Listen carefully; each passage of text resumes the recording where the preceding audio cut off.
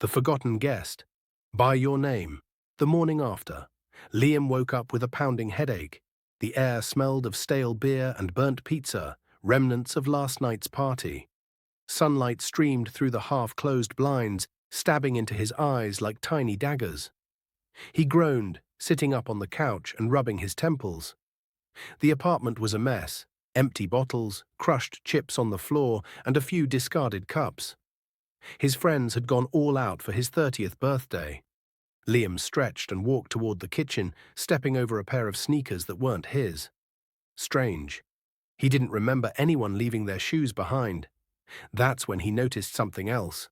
Someone was still there. At the far end of the living room, near the window, a man sat silently on one of the chairs. He was dressed in dark clothes, his hands resting on his knees. His posture was stiff, unnatural. Liam's stomach clenched. "Hey," Liam called out, forcing a casual tone. "You okay, man?" The man didn't move. Liam took a cautious step forward, his skin prickled. He didn't recognize the guy at all. "Did one of my friends invite you?" Liam asked. Still no answer. The air in the room felt heavier, pressing down on him. The man sat perfectly still, as if he wasn't even breathing. Liam's pulse quickened. "Look, the party's over. You should go." The man finally moved, just slightly. His head turned a fraction of an inch, not enough to see his face fully. But what Liam did see made his breath catch. The man's skin was too pale, almost grey. His fingers twitched like a puppet being controlled by invisible strings. And then he spoke. "You invited me." An invitation never sent. Liam felt his mouth go dry. I don't think I did." The man tilted his head. "You did." Liam took a step back. His heart pounded. This had to be a joke. Maybe one of his friends had set him up. He grabbed his phone from the counter, scrolling through his messages. No unknown numbers, no invites. Nothing. "Who are you?" Liam demanded.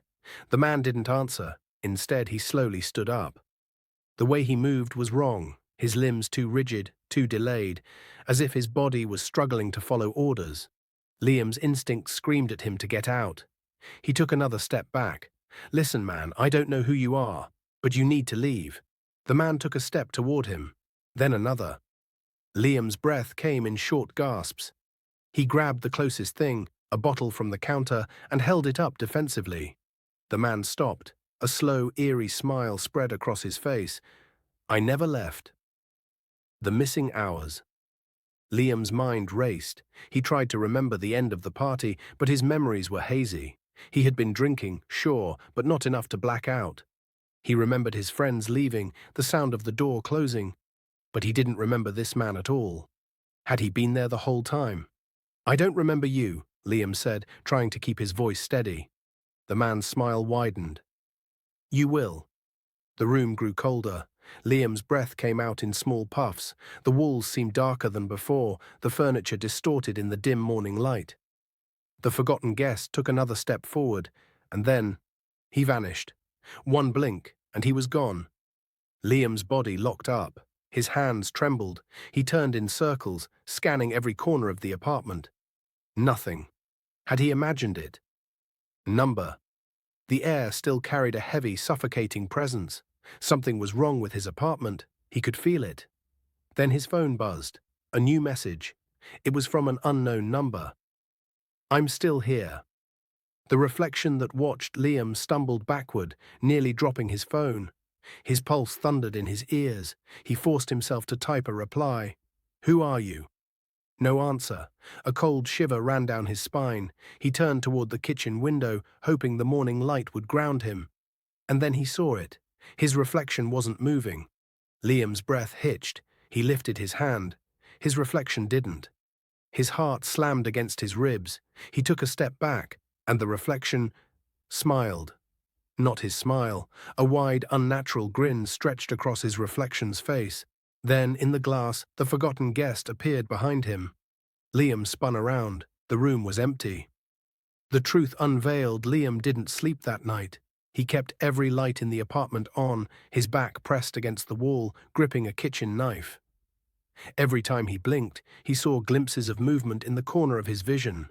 Shadows shifting, a figure standing in the hallway, his own reflection watching him with unnatural glee.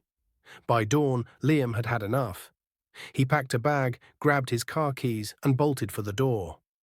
But the moment he turned the knob, it wouldn't budge. The lock was open. There was nothing blocking it. And yet, the door wouldn't move. A chill ran through him. Then, just behind him, he heard a voice whisper in his ear, "You invited me." Liam turned. The forgotten guest stood inches away, but this time his face had changed. It was Liam's face, distorted, twisted, a mockery of his own features. The apartment walls seemed to stretch and warp. The lights flickered, the forgotten guest raised a hand, and everything went black. The new tenant. The apartment was listed for rent 3 weeks later. The landlord didn't mention the previous tenant, didn't explain why the apartment was fully furnished, yet abandoned. The new tenant, a young woman named Rachel, moved in. The first night, she threw a housewarming party. The next morning, she woke up to a messy living room, and a man sitting silently in the corner, smiling, waiting the end.